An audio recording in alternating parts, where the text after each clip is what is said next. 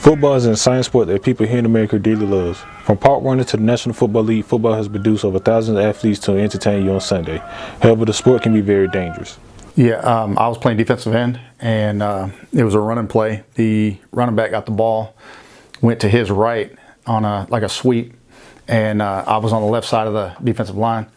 I went running for him, and a pulling guard who I didn't see blindsided me, made contact with his helmet basically in my ear hole, and I went out. I woke up on the field.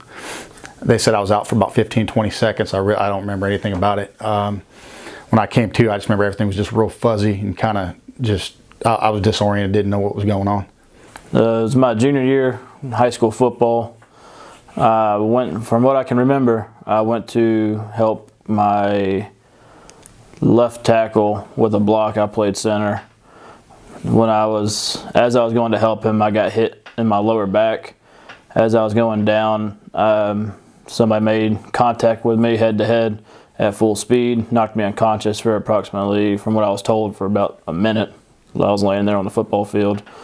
When I woke up, all I remember was being in the back of an ambulance. Then I went out of consciousness again. Woke up again probably 30 minutes or more at Memorial Hospital.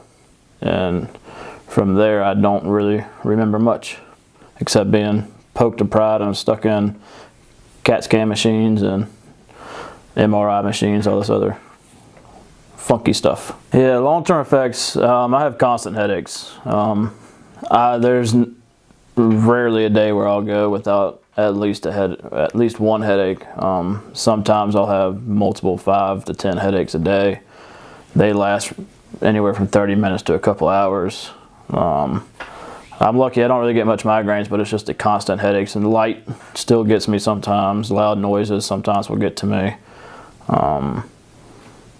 It just feels like there's somebody pounding right on my skull, pretty much. 110 out of 111 former NFL players who are deceased have been diagnosed with CTE. 36 of them have died because of suicide. Chronic traumatic encephalopathy is when the brain cells die from head trauma. This picture is an example of a person without CTE on the left and a person with CTE on the right. This picture shows the impact of a football player's brain during a hit. A concussion is a traumatic brain injury, and it's kind of hard to say what exactly happens because your brain is actually shook inside your skull. So if you compare it to a normal injury, so an ankle injury, you'll see the swelling and you can put ice on it and do range of motion exercises. Well, you can't actually do that with head injuries and concussions. You have to rest and let that swelling go down on its own. So you can't really put a timetable on it or anything like that. You have to go off the symptoms, off of their memorization skills and symptom skills. So you can't say this one person had a concussion, it took 2 weeks for them to get back. It's not going to be the same for any athlete. There is no definite set timetable for a concussion. Concussions can be anywhere, typically in adults, from 7 to 10 days, but there are cases, even locally, of student athletes suffering for a year or more after they've had a concussion. They're definitely sit out of practice and competitions until they are symptom-free, and then they go through a 5-step return to play to get back to their sport. So Georgia High School's done a really good job of trying to make sure our kids are playing a safer game. Plus you have all your things on Friday nights they look for, you know. So what once was considered, as far as concussions, a judgmental call, something you didn't really take that serious when I first got into this, has now become a very big point of emphasis. It is a Georgia high school law that they have to go over some education about what happens with the concussion. Each student, athlete, and parent gets a Georgia high school concussion packet where they have to read over it and sign it and return it. Each coach actually goes through a National Federation of High Schools, and they have to take a high school coaching concussion course and pass that before they get their certificate for coaching. And I do continuous education and best practice for National Athletic Training Association, and actually I've been impact trained, which is a different kind of baseline for concussions. Procedures and protocols have changed over the past years for athletes showing signs of concussions on every level from amateur to professional. Well, right now our protocol for Windsor Forest High School and Memorial Health Sports Medicine is as soon as anybody is suspected of a concussion or concussion-like symptoms, they are immediately pulled from the sport.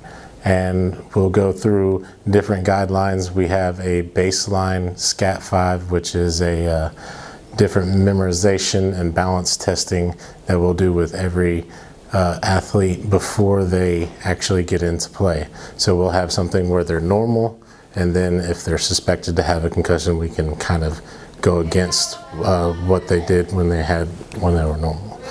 So with that, there will be no activity if they're suspected of a concussion until they are asymptomatic. So if they have any headaches, dizziness, or anything like that, they will not be able to do any activity until they do not have that and they're back to baseline. So with that, we will go through baseline and the SCAT-5 to see when they get back to baseline, and then we'll progressively get them back into activity until they are back to normal. Georgia High School the past, 4 or 5 years now, has really started making headway and trying to push us to be more conscientious of the amount of contact kids go throughout the week.